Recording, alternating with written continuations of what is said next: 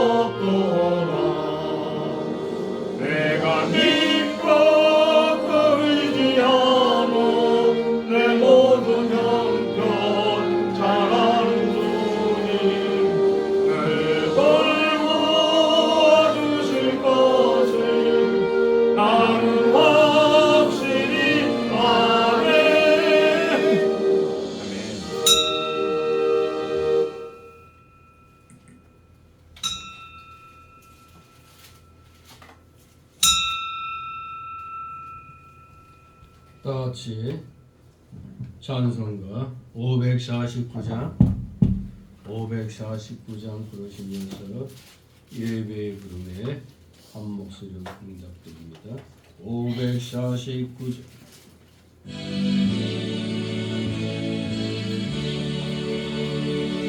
우리 기도를 들어주시고 주님의 평화를 내려주소서.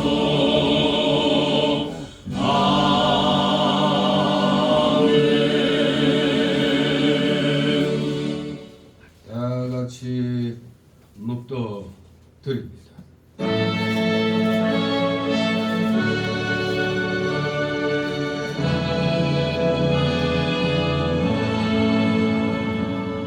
성부 성자와 성령 찬송과 영광 돌려보내세.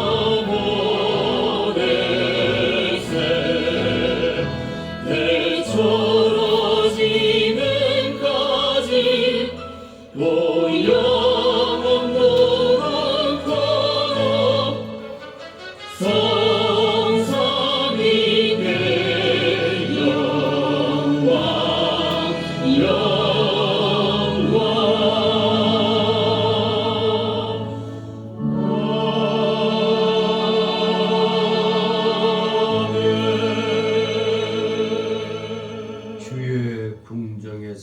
한날이 다른 곳에서 첫날보다 나은즉 악인의 장막에 거함보다 내 하나님 문지기로 있는 것이 좋사오니 만군의 여호와여 주께 의지하는 자는 복이 있나이다. 아멘. 다 같이 일어나셔서 찬송가 547장 하나님 앞에 올립니다. 547장.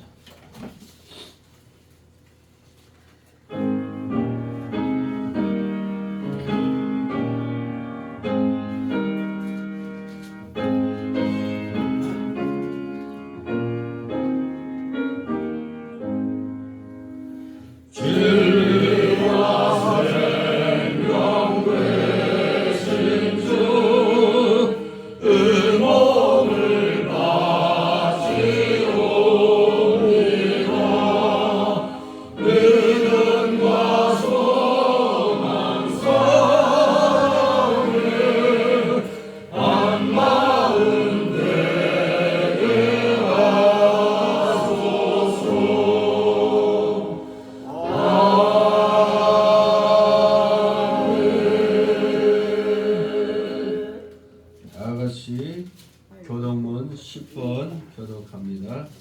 교동문 10번 찬송가 맨 위에 교동문 합니다. 교동문 10번 시편 27편 제가 먼저 있습니다. 여호와는 나의 빛이요 나의 구원이시니 내가 누구를 두려워하리요.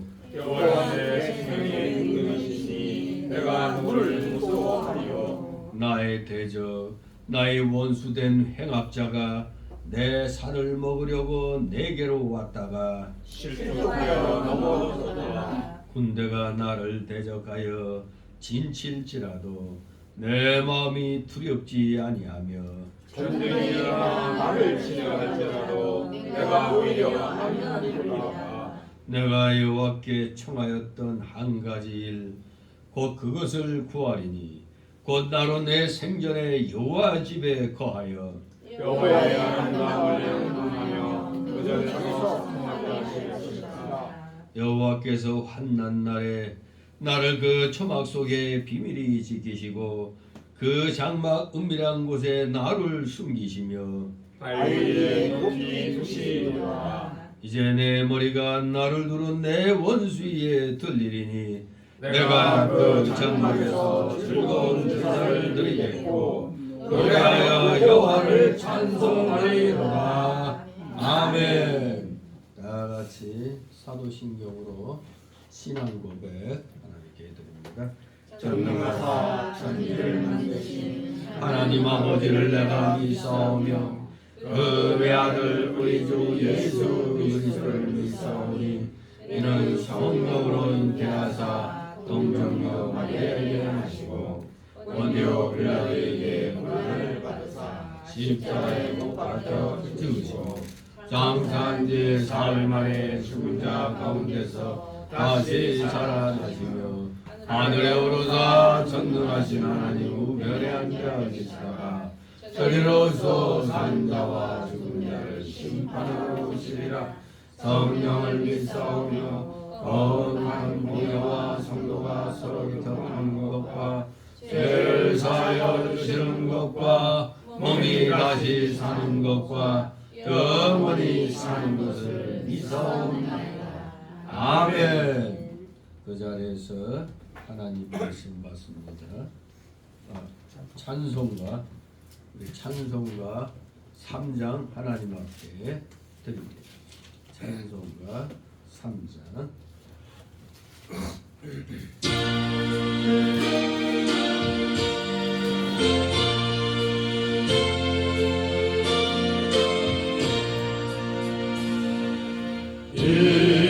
천지와 만물과 복 주시는 주 여호와 전능 성부 성자 성령 찬송하리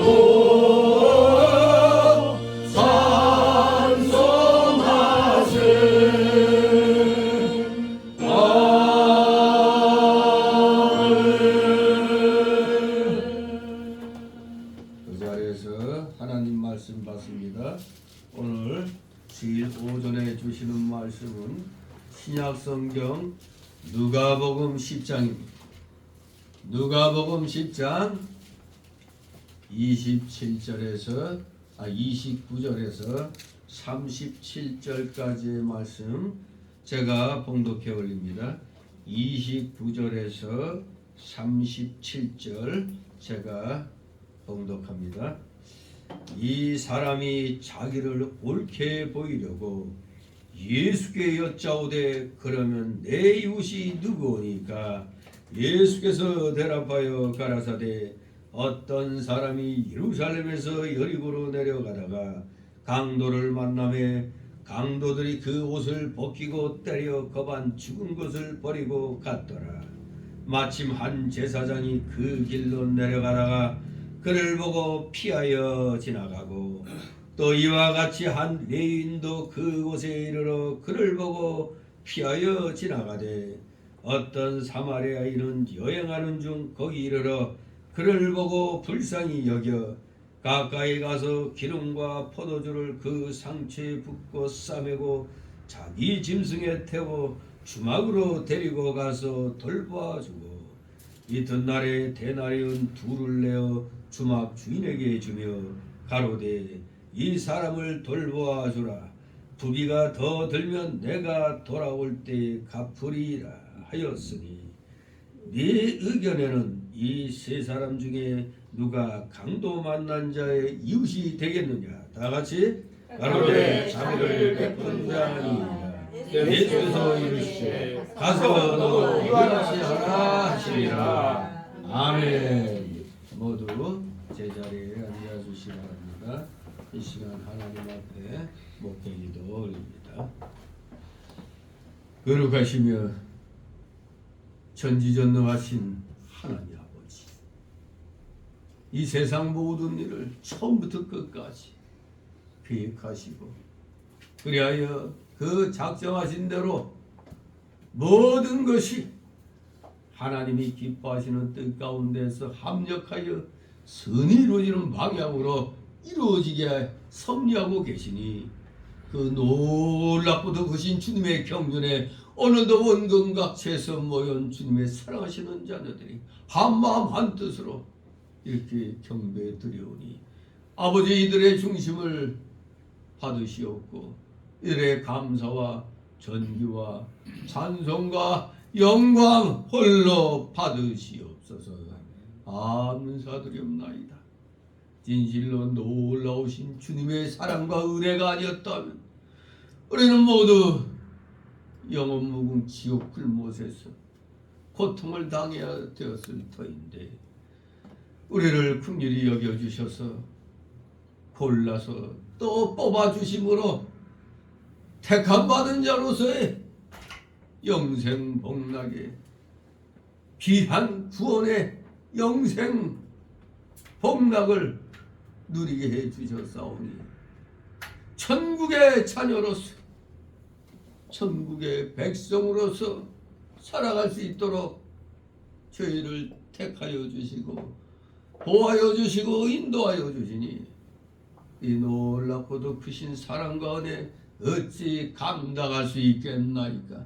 오직 우리의 할 일은 무조건 말씀대로 순종하는 것만이 진정 구원받은 자의 마땅한 자세인 줄 압니다.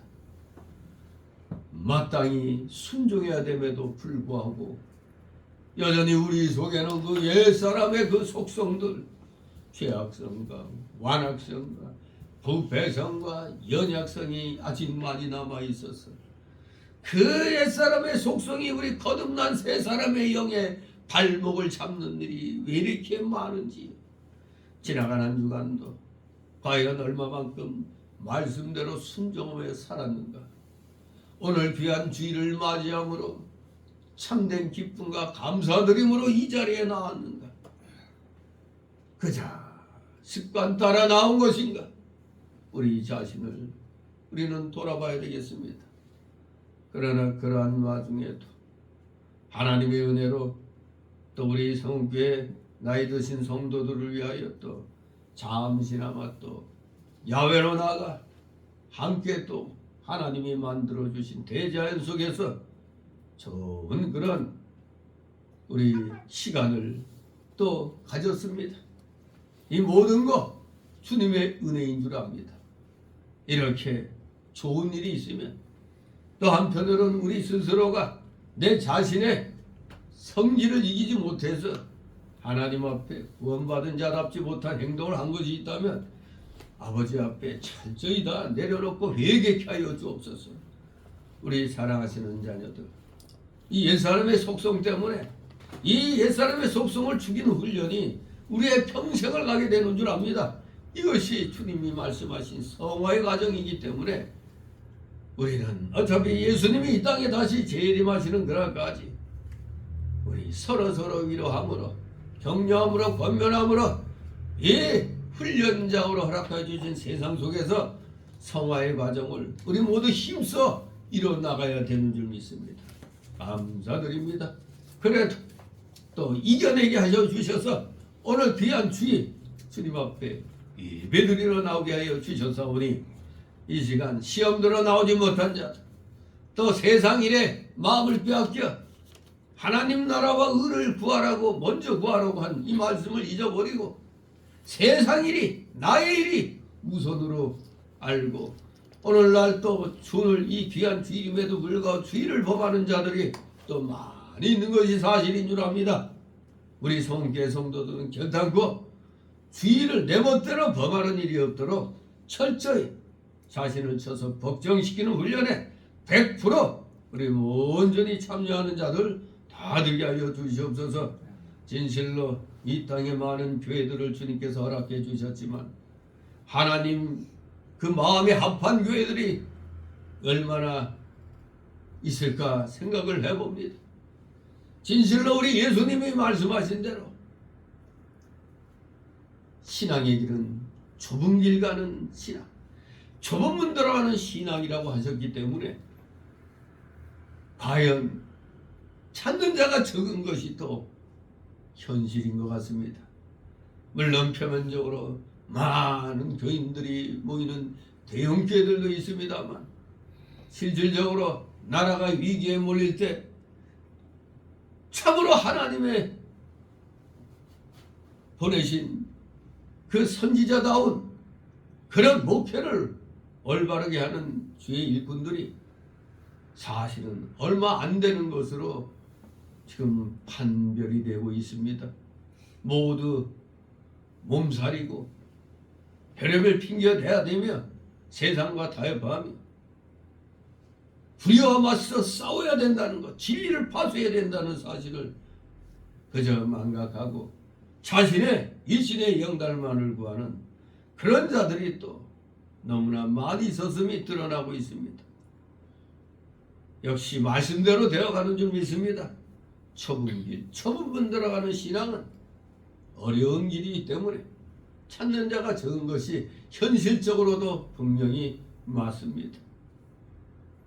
기분 좋게 하고 즐겁게 하고 정말 신나게 하고 세상처럼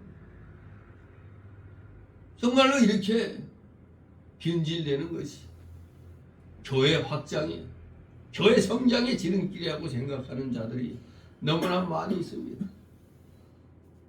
그러니 이렇게 연약한 이런 진리 지식 가지고 어떻게 이 거친 세파에서 이 악한 무리들과 맞서 싸우고 승리할 수 있겠나이까.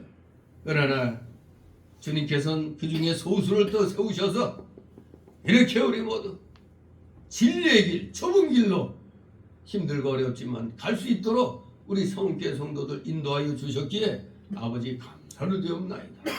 진실로 이 세상 세계 제3차 대전이 일어날 수 있는 그러한 위기 상황으로 지금 중동의 이스라엘과 그 지역의 그 전쟁이 심각한 상황으로 가고 있습니다. 서로 핵무기를 쓰겠다는 엄포를 놓고 있습니다. 전 세계 나라들이 또 두 부류로 나누어져서 이렇게 지원을 하고 있는 것을 보게 됩니다. 진실로 주님의 재림의 때가 가까워지고 있는 징조가 아닌지 우리 모두 주님이 이 땅에 다시 오시는 날을 사모하고 있기 때문에 사실은 이러한 세상의 이 혼란, 분란, 이 분쟁이 우리에게는 어쩌면은 더 예수님 재림이 가까워지고 있다는 징조로서 우리는 기뻐해야 될, 정말로 세상 사람들이 볼 때는 참으로 못된 인간들처럼 보일 수도 있습니다. 주님이 재림의 때는 이 세상이 혼란하고 전쟁이 일어나고 또 자연재해가 발생하여 그야말로 끝장날 그런 세상처럼 될 때 주님이 재림하신다고 하셨기 때문에 우리는 속으로는 주님의 재림을 기대하면서 겉으로는 또 그래도 우리 연약한 하나님의 이 자녀들 또 사람들이기 때문에 우리 최선을 다하여 서로 위로하고 격려하고 권면하면서 우리 믿음의 길 열심을 다하여 나가는 자들 다 되게 하여 주시옵소서. 진실로 모든 것 주님께 맡김으로 말미암아 진정한 마음의 참된 평안을 누리는 우리 사랑하시는 자녀들 다 되게 하여 주시옵소서. 오늘도 이렇게 여러 가지 복잡한 그런 심령 속에서 주님 앞에 나온 자녀들 여러 가지 소원들 다 주님 앞에 아뢰게 하옵소서. 다 맡겨야만이 하나님으로부터 귀한 응답의 열쇠를 받게 되는 줄 믿습니다. 우리 모두 열심을 다하여 주님께 맡기고 예배드림으로 예배를 피라고 돌아갈 때 하나님께서 주시는 놀라운 지혜와 명철과 청명의 열쇠를 가지고 한 주간 또 온전히 승리의 삶을 사는 귀한 자들 다 되게 하여 주시옵소서. 감사드립니다. 모두 피곤한 주에 나왔사오니 아버지 이들을 어루만져 주시옵소서. 피곤을 이기게 하여 주시고 졸음막이 단에 쫓아주시고 각종 잡념의 막이 투못하게 하여 주시옵소서. 부족한 자의 입술과 영을 주건주하여 주셔서 대언되는 귀한 말씀 하나도 땅에 떨어지지 아니하고 우리 성도들의 마음의 밭에 그대로 심겨지게 하옵소서. 감사드립니다. 마치는 시간까지 오직 주님께서만이 영광 홀로 받으시옵소서. 예수 그리스도의 이름으로 감사드리며 기도드리옵나이다. 아멘. 같이 찬송가 47장 찬송드립니다. 47장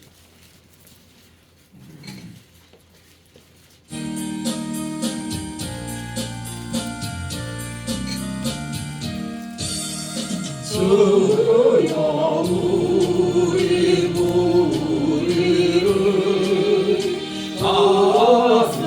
따뜻하게 여기사 으신 목을 주시고 주의 얼굴 떼소서. 주의 구원하심을 널리 알게 하시니 천하 만국 백성들 주께 찬송합니다. 주가 다스리시고 많은 심판하시니 나라들이 즐기며 기쁜 노래합니다. 땅에 나는 모든 것 주의 뜻이 되니 천하 만국 백성들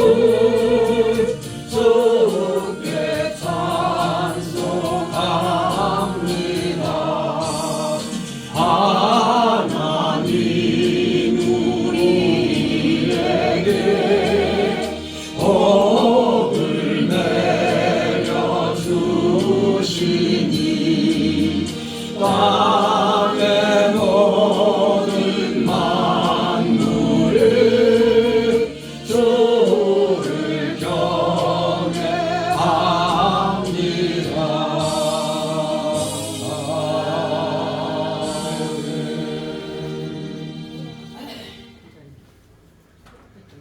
주님의 이름으로 여러분을 환영합니다. 오늘 이 본문의 말씀을 통해서 함께 진정한 사랑이 어떤 사랑인가를 사마리아인의 비유를 통해서 우리 같이 깨달아 보도록 하겠습니다. 예전에 가서 너도 이와 같이 하라는 제목으로 몇 년 전에 살펴봤는데, 이제 오늘은 또 이제 선한 사마리아인의 비유한 제목으로 오늘 말씀을 같이 나누도록 하겠습니다. 선한 사마리아인의 비유. 이 비유는 오직 이 누가복음에만 나오는 것입니다. 우리들에게 참된 이웃이란 그 대상을 가리지 않고 필요시에는 언제라도 자신을 희생해 가면서까지 남을 도울 수 있는 사랑을 지닌 자임을 교훈해주고 있는 것입니다. 사실 나와 전혀 이해관계가 없는 자에 대해서는 그의 불행을 보고서도 지나치기 일쑤죠. 그게 우리의 일상생활입니다. 왜? 괜히 잘못 끼어들었다간 엉뚱하게 또 당하는 일이 또 생겨나는 게 현실입니다. 그 비근한 예는 ATM 기계에서 누가 지갑을 놓고 갔을 때 요게 선한 마음에서 찾아주려고 이제 거기에 있는 경비하는 사람에게 이제 이 얘기를 해줘서 줄 때 마침 또 이제 임자가 와가지고 내 지갑에 얼마가 들어있었는데 하면서 모자르네. 이러면 완전 독박 쓰는 거죠. 이러니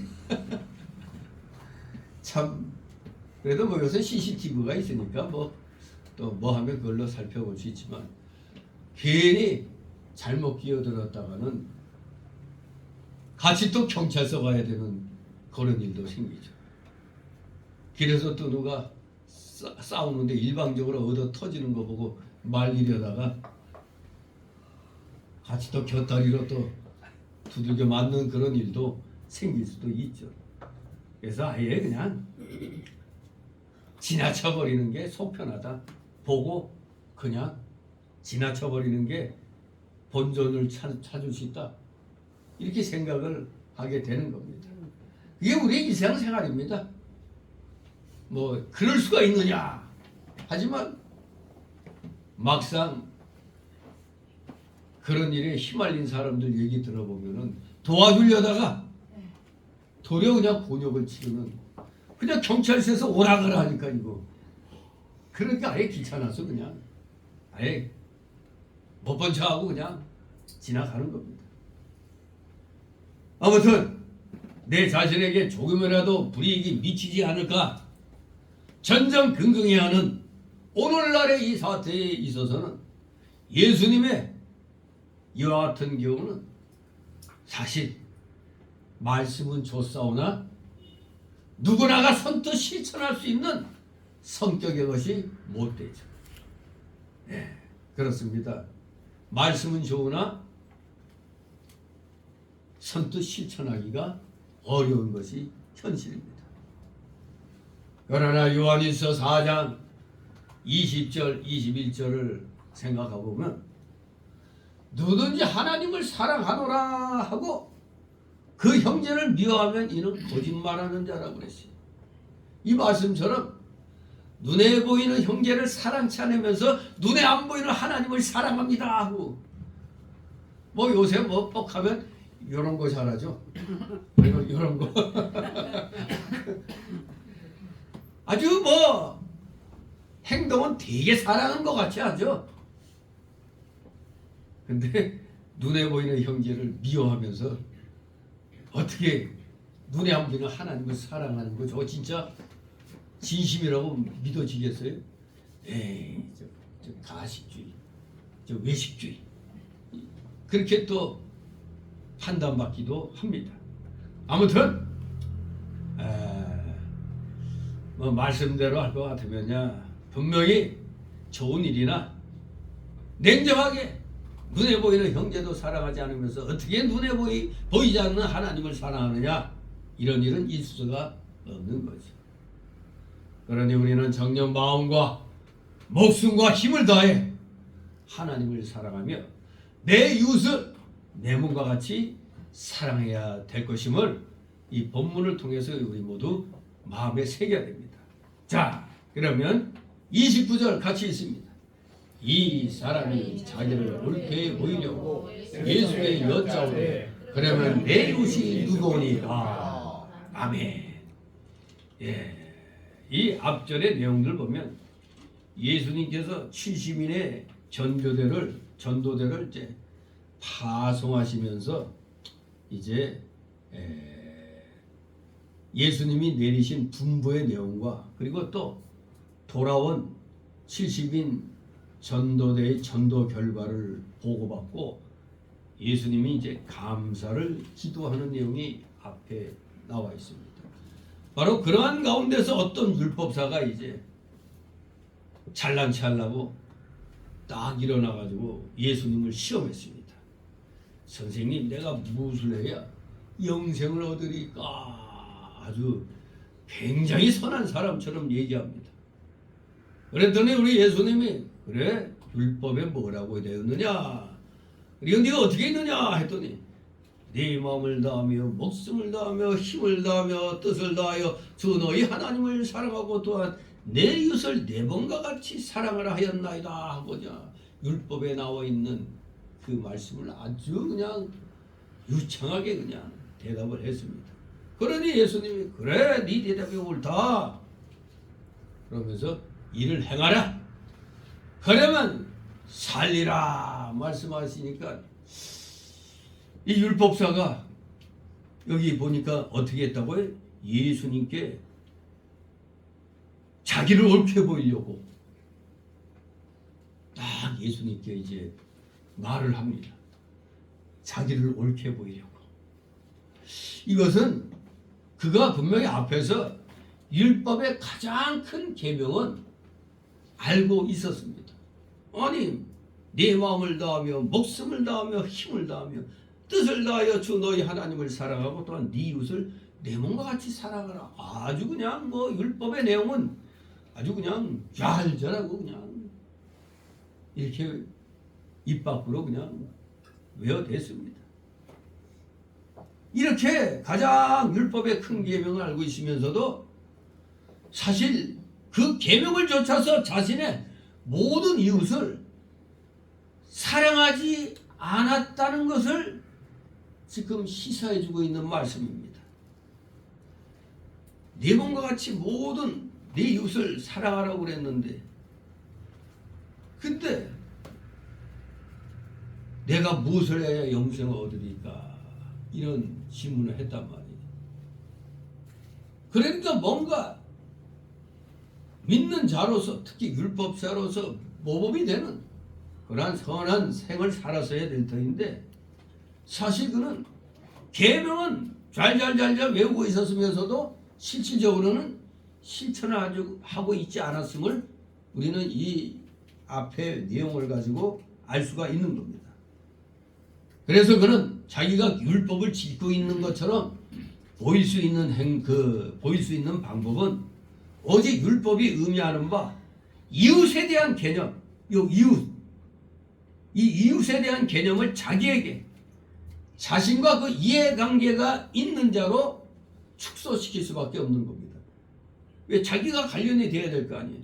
그 이웃은 나와 이해관계가 맞는 사람, 그런 자로 축소시킬 수밖에 없었던 겁니다. 그래서 그는 이러한 점을 노려가지고 예수님께서 내 이웃이 누구니까? 이렇게 예수님께 질문하고 있는 겁니다. 내 이웃. 그러니까 자기는 항상 마치 율법대로 지금 이웃들을 내가 이렇게 잘 사랑하고 있다는 것을 보이려고 이렇게 자기와 관련 있는 자들을 자기 이웃으로 이렇게 연관시키려고 하는 뜻에서 예수님께 다 넌지시 물어본 겁니다. 그랬더니 예수님이 뭐라고 그러셨어요? 내가 무엇을 하여 율법사는 예수님께 내가 무엇을 하여야 영생을 얻으리까 하고 24절에 질문을 했었고 예수님은 율법에 뭐라고 기록되었느냐고 반문하셨던 겁니다. 그래서 율법사는 아주 율법에 대해서 줄줄줄줄 읊어댔습니다. 이웃을 네 몸과 같이 사랑하라. 이렇게 대답했더니 예수님은 그의 대답이 옳다고 하시면서 이를 행하라. 그러면 살리라고 말씀하셨습니다. 그랬더니 율법사가 이 이웃이 자기와 이해관계에 있는 사람이냐 자기 기준에 맞추기 위해서 예수님께 다시 질문을 합니다. 그러면 내 이웃이 누구니까? 마치 이 질문을 할 때는 이웃에 대한 진실한 사랑을 당장에 실천할 자신의 의지를 보이려고 하는 것처럼 이렇게 우리에게 이렇게 느낌이 오죠. 이 사람 뭐 알면은 바로 실천하려고 하는구나. 그만큼 자신이 있었다고 볼 수도 있죠. 자기하고 좀 관계 있는 사람들한테 나름대로 잘하고 있다는 어떤 그런 자신감이 있었는지 몰라도 어떻게든 말씀을 하시면은 나 바로 이렇게 하겠다고 또 해오고 있는 자기하고 관련 있는 사람하고 계속 그 관계가 있었다면 그냥 난 지금 이렇게 열심히 하고 있습니다. 그냥 당장이라도 그냥 뭐 실천할 것 같은 그런 의지를 보이고 있는 겁니다. 자, 그럼 우리는 어떤 사람을 우리 몸과 같이 사랑해야 되느냐 이겁니다. 이때 예수님이 한 비유를 말씀해 주셨습니다. 그게 바로 선한 사마리아인의 비유인데 이 선한 사마리아의 비유법 중에 여러 가지가 있죠. 여러분들이 아는 대로 옛날 국어 공부할 때 지유법, 운유법, 대유법, 제의법, 풍유법, 환유법, 중의법 뭐 별의별 비유법이 많은데 요 선한 사마리아인의 비유는 소위 말하는 풍유법에 해당됩니다.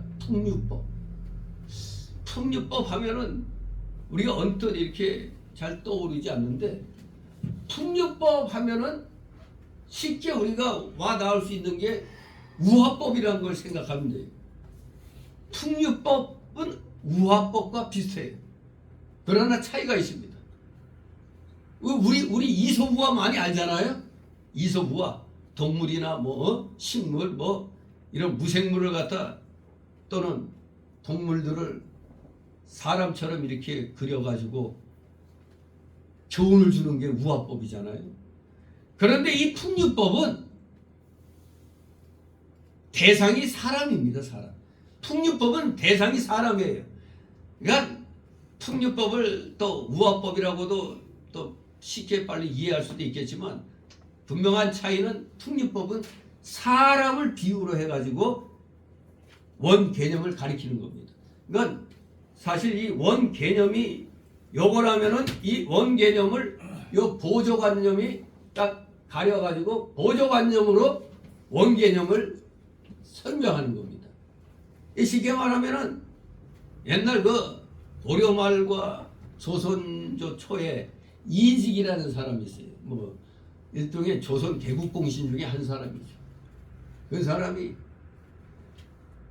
까마귀가 검다고 백노야 웃지 마라 그랬어요. 까마귀가 검다고 백노야 웃지 마라. 겉이 검다고 속까지 검을 쏘냐. 겉은 희고 속이 검은 건 너뿐인가 하노라. 뭐 그런 시가 있어요. 우리 그냥 단순히 겉이 검다고 즉 까마귀라고 까마귀가 검다고 백로가 웃지 마라 이겁니다. 비웃지 마라 이거. 갑자기 무슨 까마귀는 그럼 누구고 백로는 누구야? 까마귀는 바로 이직을 말하는 겁니다. 즉 그다음 잃어보면 조선 개국공신은 고려에 비하면 다 역적이죠. 고려를 뒤집어 엎어갖고 조선을 세웠으니까 고려로 볼 때는 역적들이죠. 바로 이직이 고려 말에 발리면서 고려를 배신하고 이성계 편에 서서 이시조선을 개국시키는데 공로를 세우니까 그 끝까지 고려만을 거듭하는 그 고려 유신들이 바로 이렇게 이성계에 붙은 사람들을 까마귀라고 이제 욕을 해대는 거죠. 자기들은 끝까지 이 절개를 지킨 백로 같은 존재로. 그러니까 까마귀는 이성계파고 백로는 고려 유신들. 그러니까 까마귀가 검다고 백로에 웃지 마라. 겉이 검다고 속까지 검은 소냐? 겉이 기고 속이 검은 건 너뿐인가 하노라. 이게 바로 까마귀 백로가 결국 누구를 비유한 거예요? 그 조선 개국공신이 까마귀고 백로는 고려 유신이니까 사람을 비유한 거예요. 즉 이 고려 유신들 입장에서는 이 고려에 충성하지 못하고 배신하고 이시조선 개국에 붙은 너희들은 역적이라고, 너희들은 새까만 놈들이야 하니까 여기에 맞대서 거치가 없다고 우리 비웃지 말라. 너는 겉은 아주 충신인 척하지만 니들이 역적이다 이거. 왜? 고려를 망하게 했으니까. 고려가 잘 됐으면 유신들 그 고려 그 신하들이 잘했으면 왜 고려가 망하겠어? 그러니까 겉은 그냥 아주 신척하지만 속 검은 건 니다 이거예요. 요렇게 풍자해가지고 이 되는 게 나타내는 게 바로 풍유법이에요. 풍유법. 그러니까 여기 이 선한 사마리아인의 비유도 사람이죠. 상대가 제사장, 레위인, 사마리아인이 등장했어요. 여기서 누가 선한 이웃인가? 이 바로 보조관념을 앞세워서 원 그 뜻, 참된 이웃은 바로 이 사람이다! 그걸 나타내는 거예요. 이게 소위 풍유법이죠. 그런데 이걸 영어로 보면 알레고리컬적인 해석이라고 얘기해요. 알레그로. 이 알레그로 이 해석은 바로 우리말로 이제 풍유법 하는데 이게 자칫하면 코에 걸면 코걸이, 귀에 걸면 귀걸이가 돼요. 그래서 우리는 성경의 앞뒤 문맥을 보고 우리 예수님의 이 진리의 말씀을 하시는 이 모든 이 틀을 보고 이 틀에서 벗어나지 말아야 되는데 이걸 그냥 알레고리컬하게 해석하면은 막 널뛰어다니고 이 사람이 A라는 사람이 이걸 해석할 땐 다른 뜻이 되고 또 B라는 사람이 해석할 땐 또 엉뚱한 또 다른 뜻이 되는 거예요. 이 뜻이 뒤죽박죽이 돼요. 그렇기 때문에 본문의 문맥을 통해서 이 비유를 적절하게 우리가 알아야 돼요. 예수님이 말씀하시고자 하는 게 이거라 이겁니다. 진정한 이웃이 누구냐 이겁니다. 이 세 사람 중에. 자, 그러면은 우리 풍유법이란 게 무엇인가를 이제 어느 정도 이제 알았죠? 또 졸지에 시한수 한번 읊어봤네요. 그리고 이 풍유법하고 우화법을 또 헷갈리면 안 돼요. 그냥 빨리 이해시키기 위해서 풍유법은 또 우화법이라고도 얘기한다 하지만 풍유법은 누구만을 비유를 한다고 사람만을 비유를 하는 거예요. 그러니까 우화법은 동식물들은 이런 걸 비유해서 하는 거예요. 그 유명한 게 들은 분들도 아마 이거 신문에도 옛날 많이 났는데 이 독재자들을 비유해가지고 조지 오웰의 그 동물농장이라는 책이 있어요. 마치 돼지 새끼들 그냥 거기 그 농장에 있는 짐승들을 갖다 마치 인간 사회의 무슨 권력자들 뭐 노동자들 뭐 이런 식으로 비유한 게 동물농장의 조지 오웰이에요. 바로 그 동물농장이 바로 우화법 이렇게 또 얘기할 수도 있죠. 동물로서 그 한 거니까.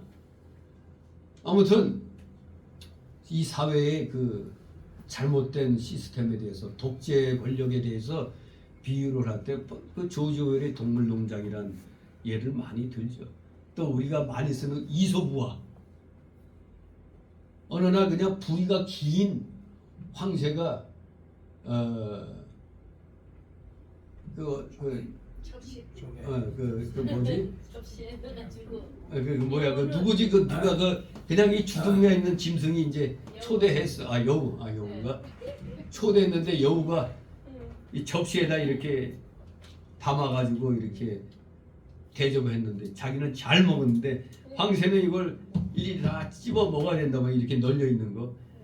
근데 좀 힘들게 먹었어. 근데 다음에 황새가 여우를 초청했을 때 이런 좀 빈병 안에다 먹이를 넣어서 이렇게 대접했다고. 그러니까 호리병. 그러니까 여우가 이거 먹으니까 힘들잖아. 황새는 긴 부리로 그냥 병에 쏙 넣어서 짝짝짝짝 먹는 거지. 그걸 통해서 손님 대접할 때 자기 위주로 대접하면 안 되는 거예요.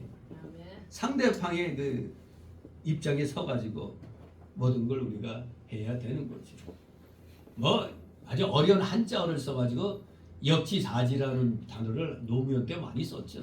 노무현 정권 때 상대방의 입장에 서서 생각해봐라. 그 좋은 의미인데 그 잘못 이해하면은 완전히 나라 말아먹는 그런 꼴이 되는 거죠. 아무튼 우리 이 시대의 흐름에 대하여 뭔가 직접적으로 나타내기 어려울 때 이렇게 간접적으로 비유법들을 사용해서 교훈을 주고자 하는 것을 우리는 또 잘 알고 있어야 됩니다. 특히 이 선한 사마리아인의 비유를 통해서 참된 이웃이 누군가 이것을 우리 예수님이 기가 막힌 비유법, 통유법으로 이렇게 해석을 하고 있습니다.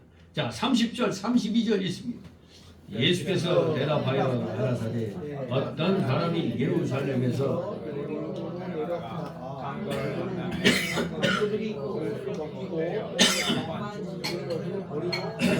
마침 한 제사장이 그를 데려다가 그를 보고 피하여 지나가고 또 이와 같이 한 배인도 그곳에 이르러 그를 보고 피하여 지나가게. 아멘.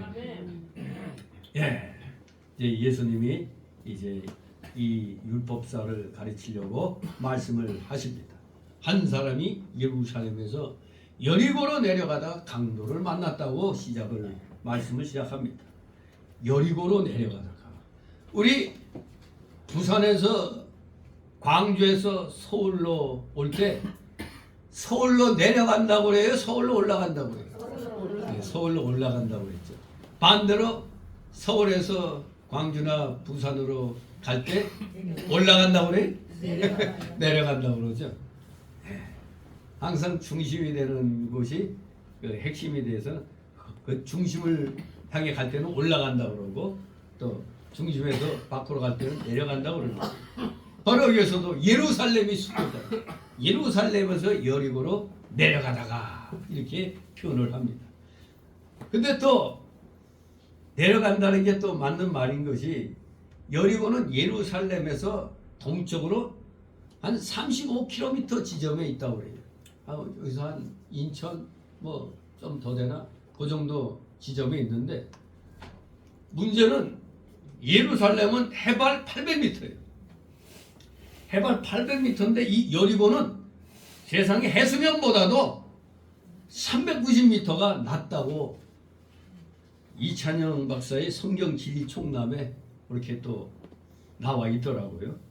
그러면 해발 800m고 예루살렘은 여리고는 해발 800m 플러스 밑으로 이 해수면이 바다 수면이 이건데 사실 여기 밑이란 얘기죠. 해수면보다 낮아요. 해면보다 390m 낮으니까 뭐 1100m 이상의 차이가 나는 거죠. 그러니까 쫙 내려오는 그런 길이 되는 겁니다. 그러니 여기 이 여리고는 이런 저지대에 있다 보니까 더구나 두 지역 간의 거리가 약 35km 정도 떨어져 있다 보니까 길도 가파르죠. 1100m 이런 그 차이가 또 그 거리도 있는데다가 각도면으로도 엄청난 그런 차이가 있는 거죠. 그러다 보니까 길이 가파르면 또 험할 거 아니에요. 길 옆에 또 암석까지도 많으니까 거기에는 어떤 고상한 자들이 숨어 있겠어요. 강도와 도적들이 숨어 있기에 딱 알맞는 지역이 된 겁니다. 그러니 이 험한 길에 강도들과 떼도둑들이 악한 일을 행하는데 딱 적격인 그런 지역입니다. 그런데 바로 그렇게 여리고로 내려가다가 때마침 강도를 만났다고 그랬습니다. 그런데 오늘날에 뭐 강도가 옷을 벗기는 일이 없잖아요. 옛날에는 옷이 귀했기 때문에 옷을 벗겨가는 겁니다. 강도가 그 사람의 옷을 벗기고 때려가지고 거의 죽을 정도가 됐어요. 얼마나 두들겨 팼는지 거의 거반 죽었다 이겁니다.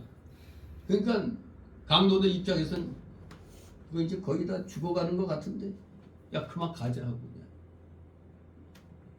완전히 저 기절해서 죽은 것 같은 자 그냥 버려두고 간 겁니다. 그러니 그 사람은 그 상태로 있으면 죽게 되겠죠. 그래서 누가 돌보지 않은 거예요. 왜냐면 그냥 상처 없이 그냥 뭐만 뺏기면은 그만인데 이건 그냥 완전히 린치를 당한 겁니다. 그냥 반 죽을 정도로 린치를 당한 겁니다. 그러니 누구를 만나서 도움을 받지 않으면 이 사람은 이제 죽어야 되는 그런 상황이 되었던 겁니다. 바로 그때 우연히 한 제사장이 그 길로 내려갔습니다.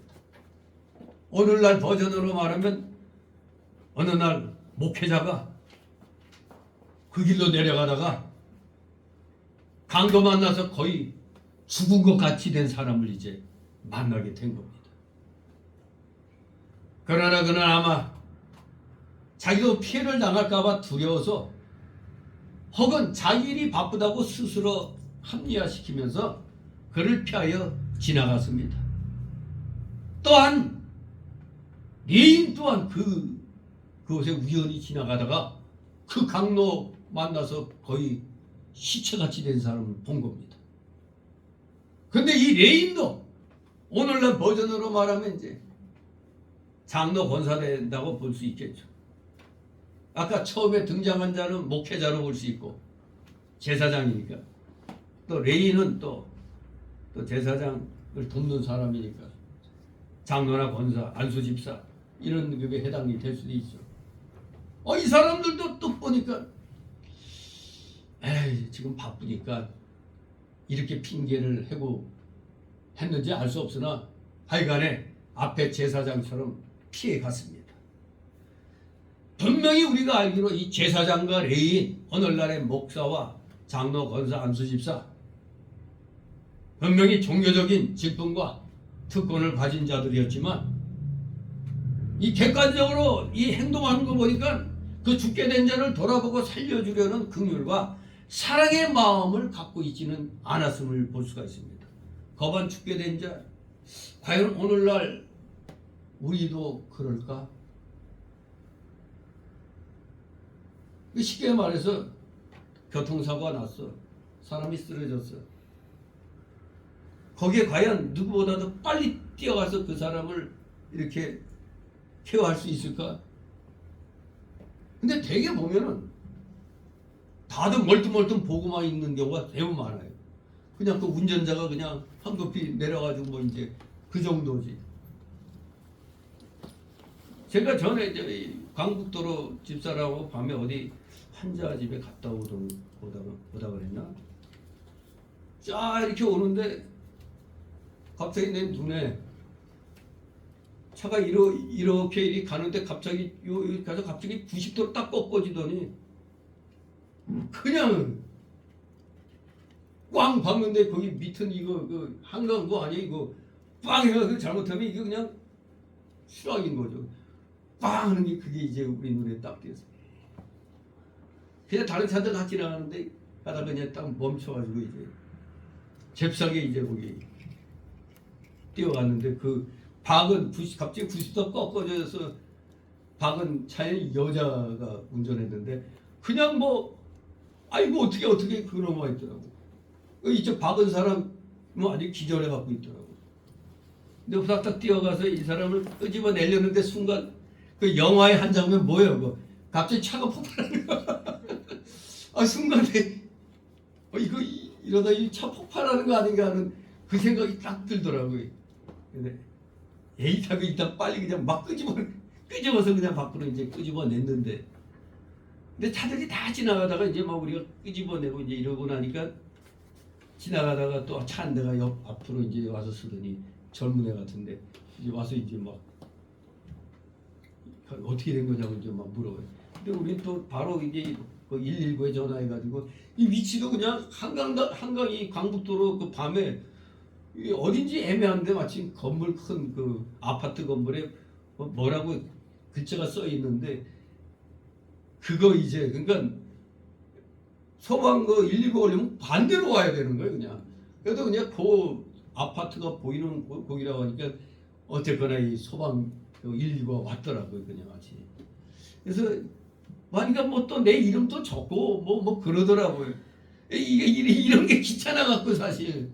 혹시 만에 하나 또 전화 와서 좀 나와달라 목격자도 나와달라 그러면 또 가야 되잖아.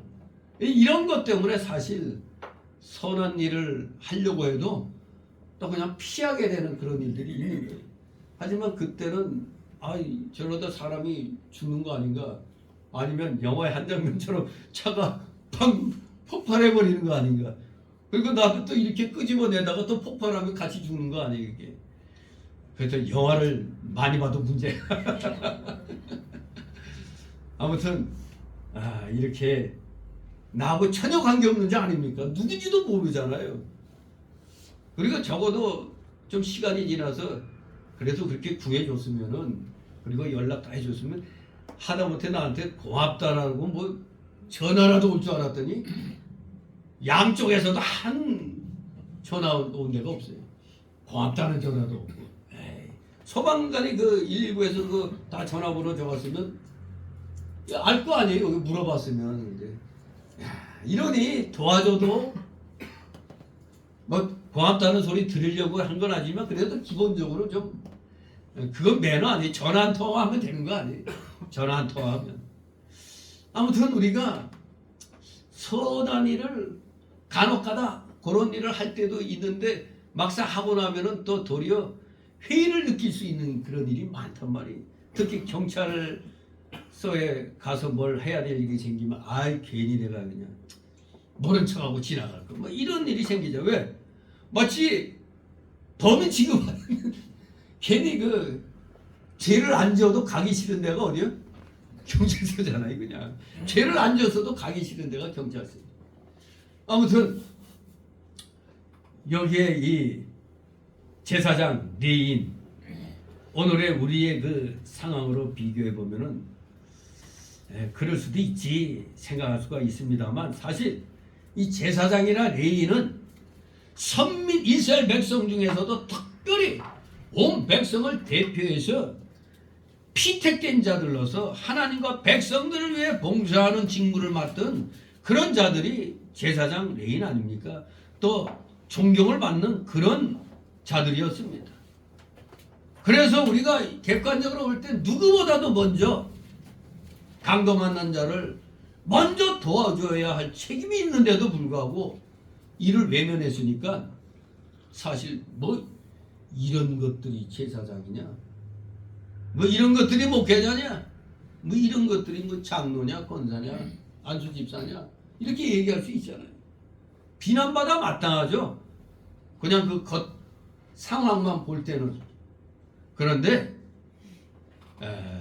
우리가 또 긍정적으로 이들의 이 행동을 뭐 옹호한다면 옹호할 수도 있겠는데 굳이 옹호한다면 이들이 강도 만난 자를 외면한 것은 나름대로 그 율법적으로 볼 땐 사실 문제가 없어요. 왜?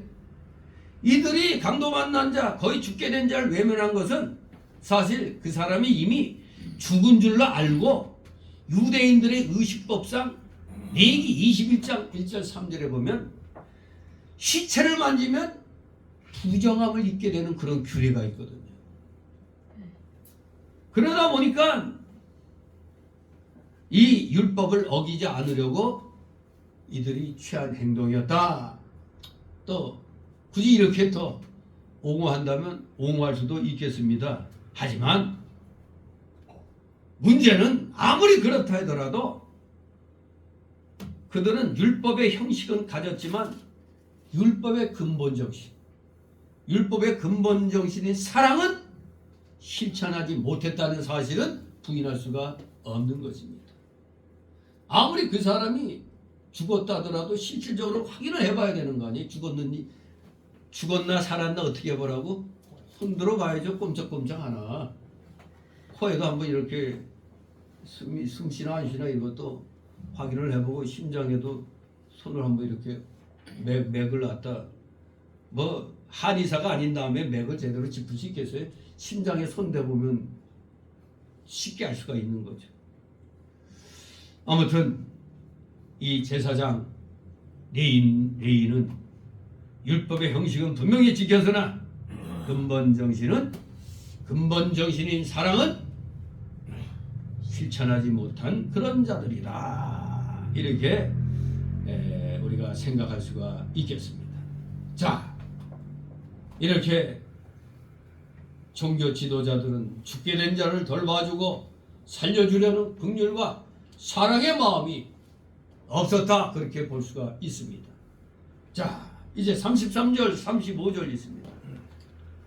어떤 사마리아인은 여행하는 중 거기 이르러 그를 보고 불쌍히 여겨 가까이 가서 그 상처에 붓고 싸매고 자기 짐승에 태워 주막으로 데리고 가서 돌봐주고 이튿날에 배녀련 돌을 내어 유학 주인에게 주며 여러대 이 사람을 돌봐주라. 부비가 더 들면 내가 돌아올 때에 갚으리라 하였으니. 아멘. 야, 정말로 사랑을 베풀어야 될 대표적인 종교 지도자들은 정말로 한마디로 못된 싸가지 없는 그런 행동을 했는데 여기 한 사마리아인이 등장했는데 이 사람이 한 거 행동 보니까 이 사람이 더 사랑이 차고 넘친 것을 우리가 보게 되죠. 사실 이 사마리아인이 그 당시 우리 유대인들이 이 사마리아인을 뭐라고 했다고요? 이방. 개 같은 자들로 여겼다 이겁니다. 왜 그렇습니까? 이들은 쉽게 말하면 혼혈족속이다 이렇게 보는 거예요. 왜? 북이스라엘이 BC 722년 그 아수르의 그 침략을 받아 멸망했잖아요. 멸망하고 난 다음에 아수르가 이 북이스라엘을 통치하기 위해서 일종의 그 소개 정책과 함께 결혼 정책을 폈단 말이에요. 한마디로 저 고관청하는 저 유대인들 그냥 여러 민족하고 그냥 섞이게 만들어버린 게 혼인을 갖다 시켜버린 거예요. 절대 유대인 외에 이방인들하고는 결혼하면 안 되잖아요. 그런데 북이스라엘을 통치하면서 네 가지로 그냥 혼인 정책을 펴가지고 섞어버렸어요. 그러니까 남유다에서 딱 볼 때 저 대만도 못한 것들, 신앙의 정도도 지키지 못한 것들. 그래가지고 저기서 딱 사마리아인이 온다 하면 아마 좀 복장이 좀 달랐을 거예요. 딱 오면은 갑자기 가다가 어떻게 샥 이쪽 못 본 척하고 가는 겁니다. 그리고 딱 마주치거든 딴 데 보고 이렇게 아예 상종육자 안 했다 이겁니다. 왜? 반쯤 이방인으로 취급하고 있었기 때문에 그야말로 이 사마리아인은 북이스라엘 수도가 사마리아잖아요. 사마리아. 그러니까 북이스라엘이면 사마리아. 대한민국 하면 서울. 서울이면 대한민국 이것처럼. 마치 그 사마리아 하면 그 북이스라엘 상징이잖아요. 수도니까. 그래서 이 사마리아 사람들은 그냥 거의 반쯤 이방인 취급을 당했습니다. 이방인 취급. 그런데 이렇게 유대인들에게 무시받던 이 사마리아에는 아무리 내가 유대인에게 그런 취급을 받는다고 해서 저 강도 만나서 거의 죽게 된 자를 지나칠 수가 없었습니다. 이 사람은 그를 불쌍히 여겼어요. 어쩌면 자기가 반 이방인 취급받아갖고 멸시받는 그 입장에서 보니까 저 사람을 향해서 좀 그 긍휼의 마음을 또 대신 또 베풀려고 했을지도 몰라요. 내가 그런 취급을 받았지만 그래도 나는 도리어 사랑을 베풀어야 되겠다는 그런 마음이 반사적으로 또 생겼을 수도 있어요. 아무튼 중요한 거는 불쌍히 여겨서 실천에 옮겼다는 겁니다.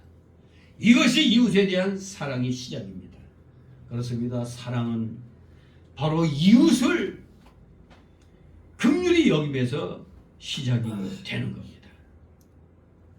정말로 평소에 유대인들로부터 개와 같은 취급을 당하던 이 사마리아인이 인종적 적대, 감정적 저 개의치 않고 여기 강도 만난 유대인을 위해서 자기 희생적 사랑을 실천했다는 것은 우리들에게 참된 사랑이란 어떠한 것인가를 우리에게 아주 극명하게 가르쳐 주는 겁니다. 내 이익과 상관없는 겁니다. 내가 저 사람 도와줘갖고 내가 받을 게 하나도 없어. 그래도 도와주는 겁니다. 바로 이 사마리아는 이웃을 긍휼히 여기는 그 마음을 잃지 않고 있었습니다. 그래서 그 사람은 그 거반 죽게 된 자에게 가까이 가서 자기가 가지고 있던 기름과 포도주를 꺼내 그의 상처에 부었습니다. 이 옛날에는 이 기름하고 이 포도주가 상처를 치유하는데 이렇게 쓰였던 것으로 보입니다. 그 당시에 뭐 그렇다고 그래요. 상처를 소독하고 부드럽게 하는 응급조치 한 방법이라고 그럽니다. 기름 바르고 포도주로 이렇게 아주 질이 좋은 포도주죠. 그리고는 그 상처를 싸매고 나서 자기 짐승에 태워 여관으로 그를 데려가서 돌봐줬습니다. 그냥 치료해 준 것만으로도 될 텐데 세상에 그 사람을 또 자기 짐승에 태워가지고 여관에까지 데려다 주고 돌봤다는 겁니다. 또 이 사람이 참 마음씨가 아주 좋은 사람이란 걸 이튿날 되니까 그 밤새도록 또 돌봐주는 데다가 이튿날 되니까 그냥 떠나는 게 아니라 자기 돈 데나리온 2를 냈다고 그랬죠. 한 데나리온이 오늘날로 얼마 정도 된다고? 한 데나리온이 노동자의 하루 품삯이라고 그랬죠. 데나리온 2이에요. 그러면 이틀 품삯이에요. 이틀 품삯. 요새 뭐 아무리 싸도 뭐 돈 10만 원 한다고 그러니까 20만 원을 더 꺼내가지고 여관 주인에게 줍니다. 이 사람을 돌봐주시오. 근데 또 거기에다가 뭐해? 비용이 더 들려면 내가 다시 돌아와서 갚아주겠다. 야, 이건 우리 오늘날의 기독교인들도 이러기 쉽지가 않습니다. 이게 내 돈 들여서까지 이렇게 해준다는 건 그냥 이렇게 어려운 사람 도와줄 수는 있는데 여기에 또 내 돈까지 보태갖고 이렇게 해줄 사람은 사실 거의 없다고 봐야 되겠죠.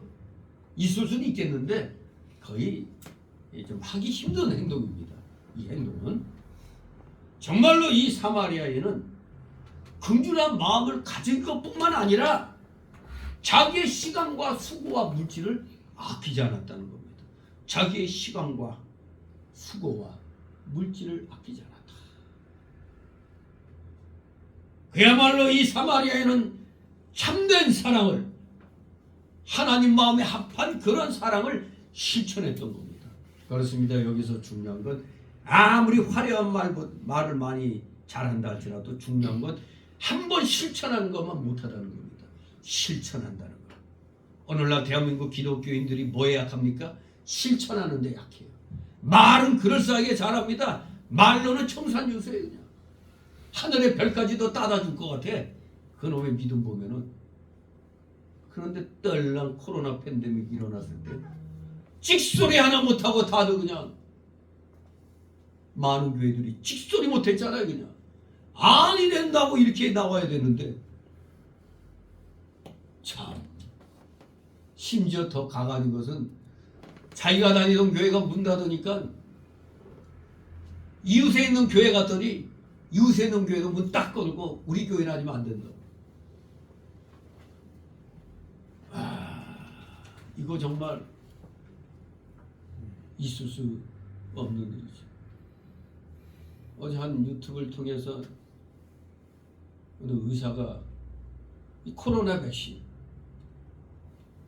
이거 동물들을 상대로 하는 그런 방식인데 이걸 제대로 테스트도 거치지 그렇게 많이 거치지도 않고 바로 사람에게 RNA 방식으로 이 추출해 가지고 그때 이걸 직접 만든 의학 박사가 미국의 의학 박사가 그 강의 그 대학교 강의실에서 강의할 때 이거 절대 맞으면 안 된다고.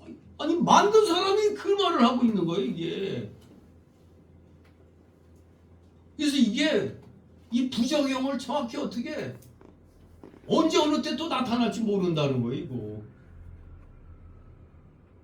그 참 누구 말 맞다나 미국에서 한국에 김치국물 많이 마시면은 코로나 피해를 뭐 줄일 수 있다.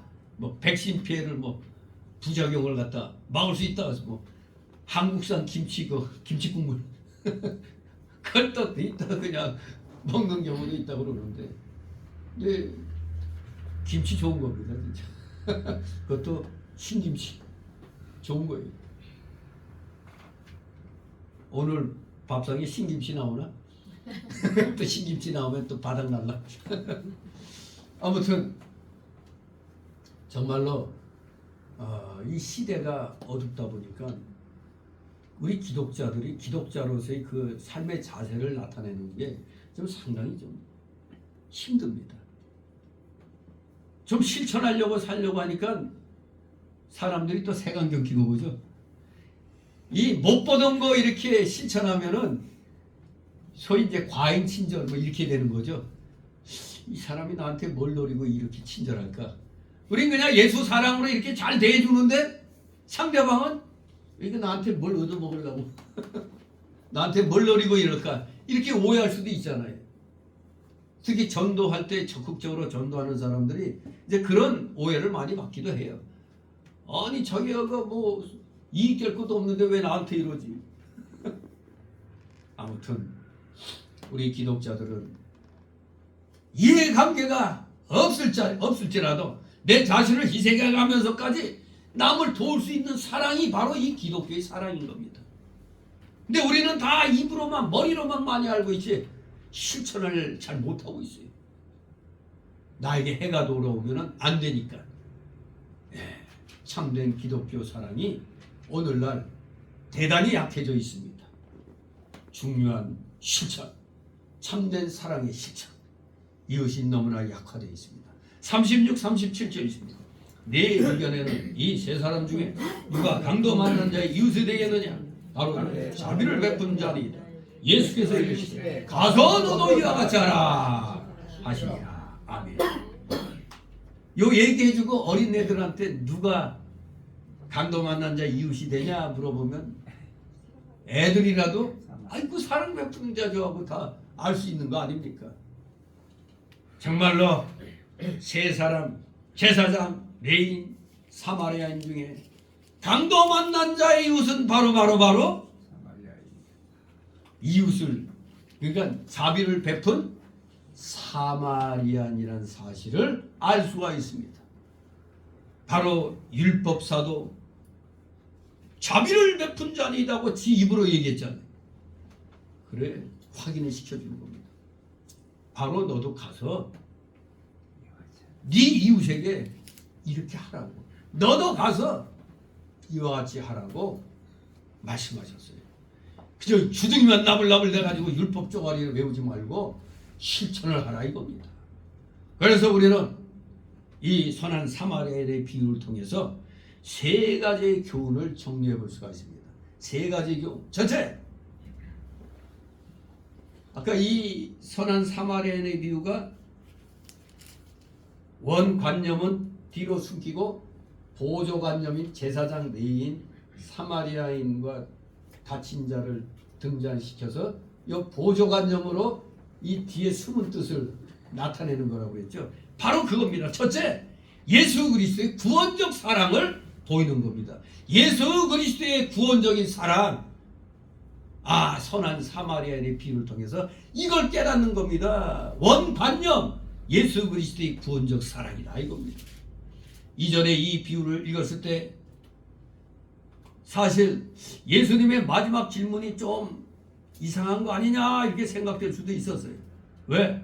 율법사가 뭘 질문한 게 뭡니까? 율법사의 질문은 내 이웃이 누구오니까. 내 이웃, 29절에 분명히 내 이웃이 누구오니까 이렇게 물어봤잖아요. 그런데 우리 주님의 마지막 질문은 이 세 사람의 이웃이 누구다가 아니었습니다. 즉, 이 세 사람 중에 누가 강도 만난 자의 이웃이 되겠느냐, 이게 예수님의 역질문이었습니다. 예수님의 역질문. 네 의견에는 이 세 사람 중에 누가 강도 만난 자의 이웃이 되겠느냐. 율법사는 내 이웃이 누굽니까? 자기 기준에서 생각했어요. 내 이웃이 누굽니까? 했더니 이 세 사람 중에 누가 강도 만난 자의 이웃이 되겠느냐, 이것입니다. 주님의 질문은 우리가 바로 강도 만난 자고 우리에게 사랑을 베풀어준 사마리아인 같은 자가 우리의 이웃이라고 암시하시고 있는 겁니다. 여러분이 바로 강도 만난 자입니다. 우리가 이 세상에서 강도 만나가지고 더번 죽게 되어 있었던 겁니다. 그리고 우리에게 사랑을 베풀어준 이 사마리아인 같은 자가 우리의 이웃이다, 이것을 암시하는 겁니다. 그러면 우리에게 사랑을 베풀어준 사마리아인 같은 우리의 그 이웃은 누굽니까? 우리에게 사랑을 베풀어준 사마리아인 같은 우리의 그 이웃은 바로 예수 그리스도라 이겁니다. 왜? 우리가 강도 만난 자잖아요. 우리 다 죽게 됐잖아요. 다 지옥 가게 돼 있잖아요. 근데 그걸 누가 와서 구해줬어요? 선한 사마리아인, 즉 원관념이 예수 그리스도라 이겁니다. 원관념이, 보조관념이 선한 사마리아인이고 원관념은 예수 그리스도라 이겁니다. 이게 풍류법인 겁니다. 요한복음 8장 48절에 보면 그는 유대인들에게 사마리아냐는 비난을 받으셨어요. 우리 예수님이. 왜? 유대인들은 저 사마리아인 상종도 안 하잖아. 근데 사마리아인하고 얘기 나누고 막 그러니까 사마리아인이다 너는, 이렇게 비난받으셨습니다. 이렇게 예수님은 유대 지도자들에게 따돌림을 받으셨습니다. 그러나 그는 죄로 인하여 죽게 된 우리, 사단과 악령들에게 강도 만난 것 같은 우리가 강도 만난 자입니다. 우리는 긍휼히 여기셔서 자신의 생명과 몸을 우리를 위해서 다 주셨어요. 강도 만난 자가 보조관념이고 오늘의 우리가 바로 원관념이란 말입니다. 예수님은 우리를 위해 십자가에 달려 죽으셨습니다. 예수님의 사랑은 우리를 죄와 영원한 멸망에서 건져내어 주시는 사랑이었다 이겁니다. 그것은 그 일을 위해 자신의 목숨을 희생하신 참사랑이었습니다. 바로 여기에 이 참사랑, 이 비유의 깊은 뜻이 바로 여기에 있는 겁니다. 이 죄와 영원한 멸망에서 우리를 건져주시려고 자신의 목숨을 희생하신 참사랑, 이 선한 사마리안 비유의 깊은 뜻이라 이겁니다. 이 비유는 흔히 생각하듯이 그냥 단순하게 이웃에게 선행을 베푸는 사랑을 가르치는 말씀이 아닙니다. 근데 단순하게 이렇게 가르칠 수도 있어요. 애들한테는 착한 일 많이 해야 되느니라 이럴 수 있죠. 하지만 좀 더 깊이 있게 들어갔더니 이거는 우리 사람들의 영혼을 불쌍히 여기시는 예수님의 구원적 사랑을 나타내는 말씀이구나, 이렇게 깨닫게 되는 겁니다. 예수님의 구원적 사랑은 바로 우리 이웃에 대한 사랑의 동기와 모범이 되는 겁니다. 우리가 왜 오늘날 희생을 해야 됩니까? 예수님의 이 우리를 위한 자기 희생, 십자가의 죽으심, 이것을 내가 받았잖아요. 그러니까 우리가 이웃에 대해서 사랑을 실천해야 된다는 겁니다. 우리의 사랑의 실천의 모범이 바로 예수 그리스도의 십자가 사건이라 이겁니다. 이렇게 선한 사마리아의 비유의 첫 번째 교훈이 원관념인 예수 그리스도의 구원적 사랑을 보이는데 비유의 그 목적이 있는 것입니다. 두 번째, 이 비유가 주시는 교훈은 예수님이 우리의 이웃이라면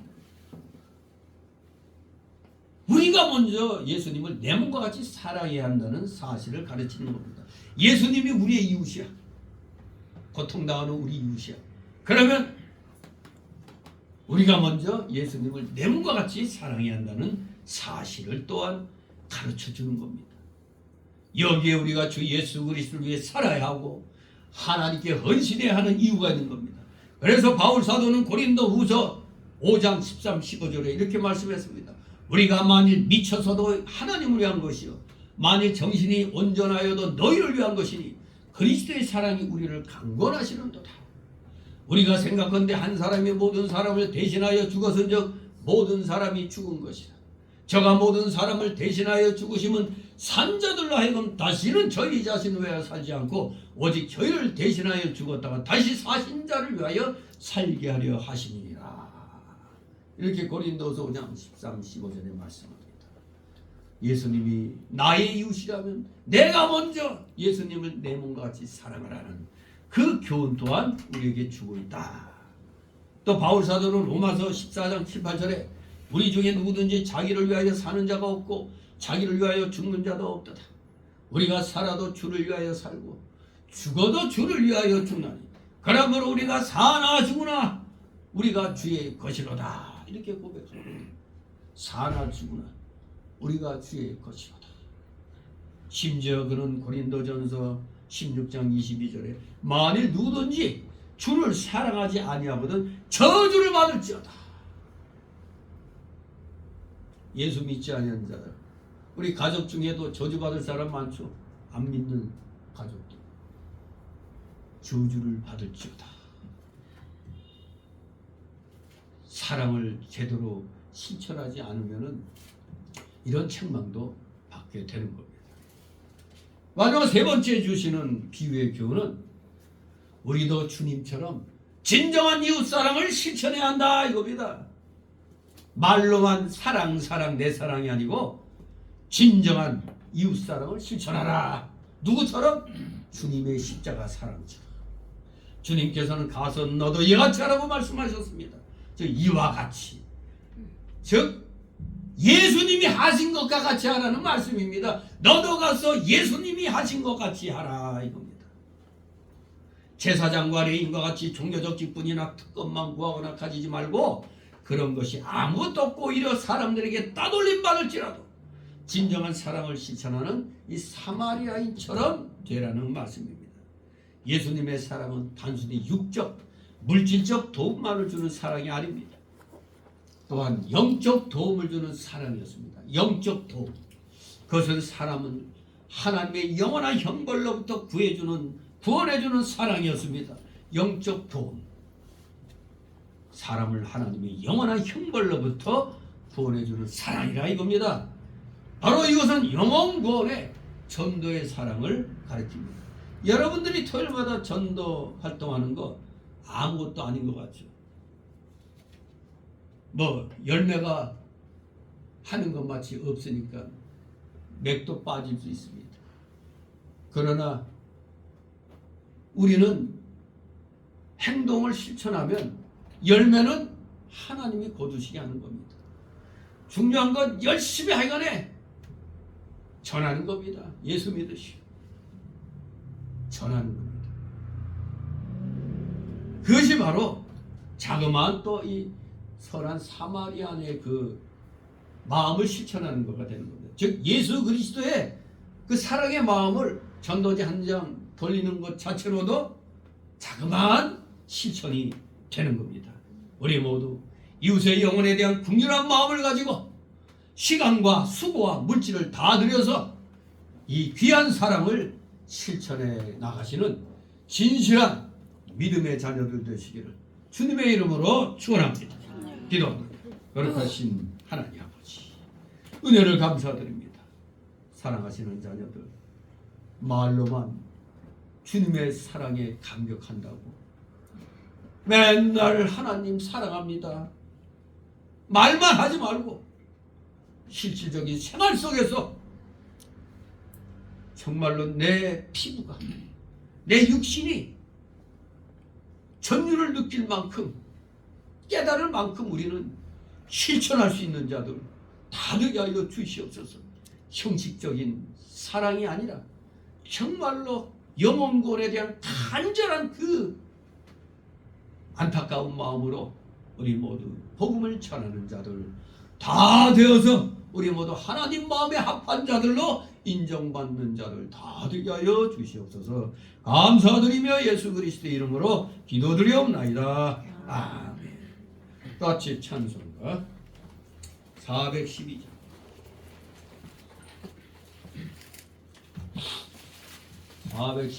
찬송입니다.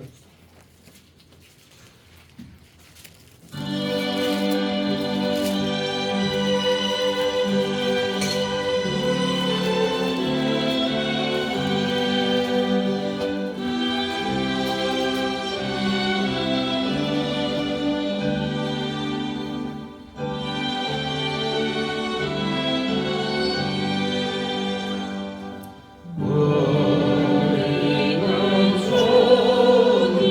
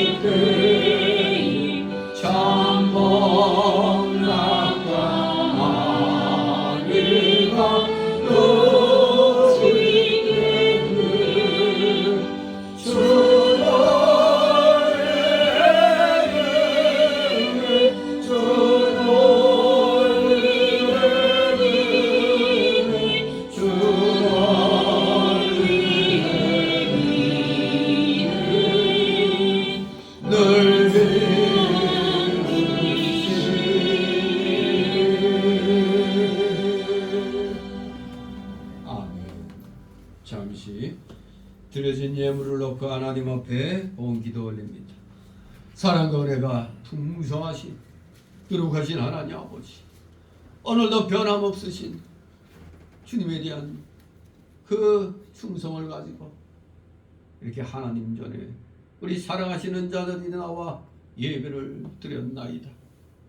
드릴 때 말씀대로 순종하게 하여 빈손으로 보이지 말라고 하신 대로 우리 하나님이 허락하신 각자의 그 생활 도전에서 열심을 내어 맺은 귀한 열매들을 오늘도 변함없는 충성심으로 주일 예물 드리고 10의 1조 드리고 또 각종 명목의 감사 예물도 차량 예물, 건축 예물, 달력 예물 또 목회자를 위해서 또 귀한 예물을 드린 손길들 한 사람 한 사람 아버지 기억하여 주시옵소서.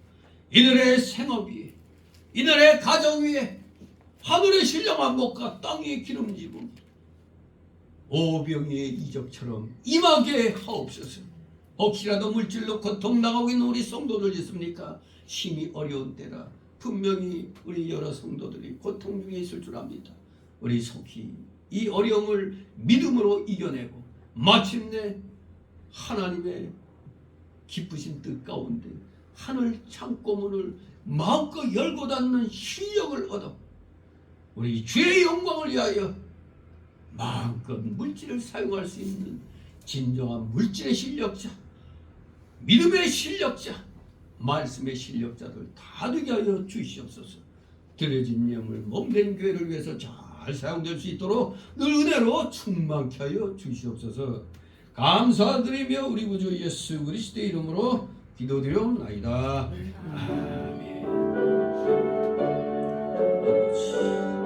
아버지 감사드립니다. 주님.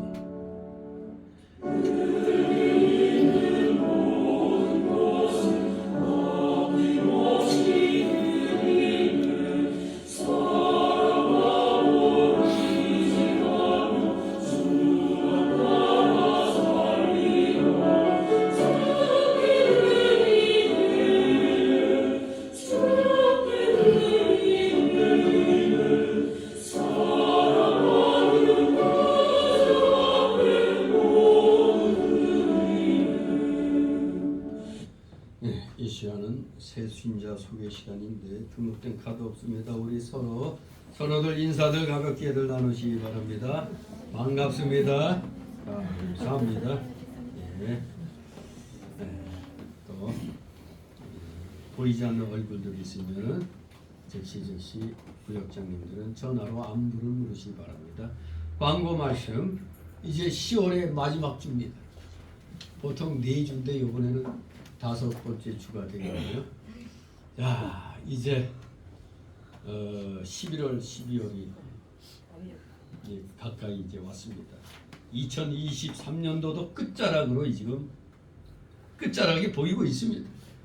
중요한 것은 우리가 지금 이 시간까지 자유민주주의 체제로 유지하고 있다는 사실. 이거 하나만으로도 우리 감사가 차고 넘쳐야 되겠습니다. 우리 이스라엘과 중동의 그 지금 전쟁 상황을 지금 보고 있죠. 게임이 아닙니다. 비참한 겁니다. 지금 저것이 고다음 타자. 지금 중공에서도 리커창이라는 자가 죽었어요. 시진핑이 다음 가는 자리라고 하는 자리에 있다는 사람이 리커창이 죽었는데 갑자기 죽었단 말이에요. 암살당한 거 아닌가? 시진핑에 의해서. 아무튼 국내 사정도 중국 경제적인 문제 여러 가지로 굉장히 어려워요. 지금 전 세계가 이 경제적인 면에서도 지금 혼란 속에 들어가고 있어요. 이래서 또 중국이 불장난할 수도 있죠. 대만 해협 침공할 수도 있고 북한을 꼬드겨서 남침을 시킬 수도 있는 그런 일이 일어날 수가 있어요. 점점 이 국지전으로 있었던 게 점점 확대될 수가 있는 겁니다. 지금 상당히 지금 위험한 상황이 있는데 미국의 의원들은 공화당이든 민주당이든 나라의 이익이 달려 있으면 하나로 뭉쳐요. 근데 대한민국은 어떻게 된 건지 저 빨갱이들이 이 나라를 80%를 다 장악하고 있어요. 입법부, 사법부, 교육계, 문화계, 정말 숨막힙니다. 그런데 지금 우리가 지금 유지하고 있습니다. 정신 차리지 못하고 무조건 더블당만 찍는 30%의 고정적인 이 인간들은 북한에 가서 살아야 돼. 대한민국은 이상하게 별 4개나 달던 놈도 더블당함에 들어가면은 완전히 그냥 역적놈 같이 적의 편에 서서 행동해요. 부유합이 완충지대로 만들어놔서 안심하고 살게 됐다고 헛소리하고 있어요. 이 별 4개짜리 놈이. 참 완충지요? 우리만 다 무장해제하고 적보고는 나 무장해제했다 알아서 해라 이런 식이잖아요. 지금 우리 정신 똑바로 차려야 됩니다. 나라와 민족을 위해서 더욱더 열심히 기도하시고 특히 저 마귀 새끼들 저 역적놈들은 저 대한민국에서 몰아내 주시기를 우리 기도해야 됩니다. 여러분이 살기 위해서 아니 여러분의 가족 여러분의 자녀들이 앞으로 자유민주주의 체제에서 살려고 하면은 역적놈들 저거 역적 편드는 놈들은 대한민국 사람 아닙니다. 대놓고 간첩질하는 저 양산의 저 쓰레기 같은 놈들 저놈들이 지금 정말 대한민국을 갖다 우습게 여기고 있어요. 우리 나라와 민족을 위해서 기도 열심히 하시고 예레미야 5장 1절 말씀을 늘 마음편에 새기셔야 됩니다. 침묵은 금이 아니라 동조입니다. 악에 대해서 침묵하는 건 동조예요. 국민이 정치에 대해서 관심 안 가지면 악한 놈이 정권 잡게 돼 있어요. 국민이 감시하는 겁니다. 기독교인에게 아니 우리 기독교인뿐만 아니죠. 대한민국 국민에게 가장 중요한 게 정치 체제입니다. 정치 체제가 어떻게 되느냐에 따라 우리 기독교가 살고 죽는 겁니다. 공산주의 되면 기독교 없어져요. 그런데도 무슨 저 공산주의 사상 가진 놈들이 정권 잡아서 말 한마디 안 하고 그런들 표를 찍어주고 있는 정신 나간 목사들이 있으니 이게 웃기는 겁니다. 잘못된 정교 분리. 기독교인은 모든 악과 맞서 싸워야 되는 겁니다. 싸워서 쟁취해야 되는 겁니다. 그냥 얻어지는 거 하나도 없습니다. 그래서 자유는 피를 먹고 자란다고 그러잖아요. 진정한 종교의 자유, 기독교의 자유를 지키려면 우리도 희생을 각오해야 되는 겁니다. 정신 똑바로 차려서 정말로 시간 나는 대로 나라와 민족을 위해서 기도하시고 악한 무리들이 이 땅에서 사라지도록 선동된 자가 있다면 돌이켜 회개하고 바른 길 돌아오도록 기도하시길 바랍니다. 우리 열심히 악과 싸우며 애국 운동하는 여러 목회자들, 교회들 위해서 계속 기도해 주시기 바랍니다. 그리고 2023년도 달력 언급 지난주부터 이제 이렇게 광고가 나갔는데 몇 분은 이미 지난주에 하셨어요. 아무튼 한 가정에 1만 원씩 이렇게 내 집안의 달력은 내가 책임이다. 이런 자세로 여러분 하시면 되겠습니다. 다 같이 일어나셔서 62장 보여주신 후에 축도 기도로 마칩니다. 62장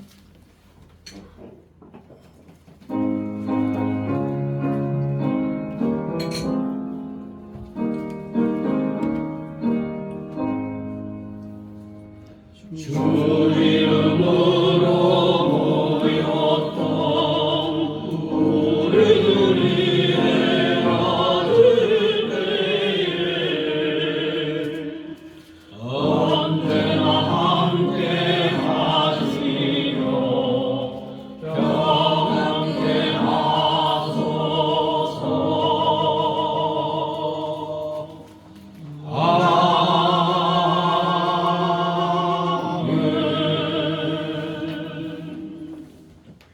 영원한 지옥 사망 형벌로부터 영생 복락의 무궁천국으로 우리를 구원하여 주신 우리 구주 예수 그리스도의 크신 은혜와 하나님 아버지의 극진하신 사랑하심과 성령님의 감동 감화 교통 충만 내주 역사하심이 여기 머리 숙인 모든 무리들 머리 위에와 각 가정 위에 하는 생업 위에 하는 학업 위에 이 나라 이 민족 위에 이 나라 모든 올바른 교회들 위에 이제부터 영원토록 함께 있을지어다.